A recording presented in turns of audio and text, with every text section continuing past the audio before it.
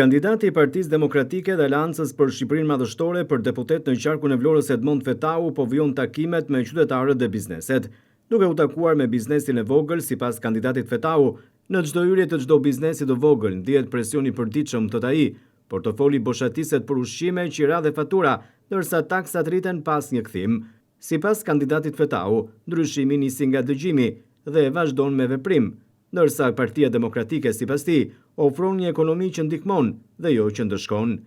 Kandidati i Partisë Demokratike për deputet në qarkun e Vlorës Edmond Fetau ka ndarë një foto edhe me Gentian Mezanin, ish trajnerin e flamurtarit dhe ish futbollistin, duke cilësuar atë si një djalë model dhe një nga trajnerët më të talentuar dhe më të suksesshëm në të gjithë hapësirën shqiptare.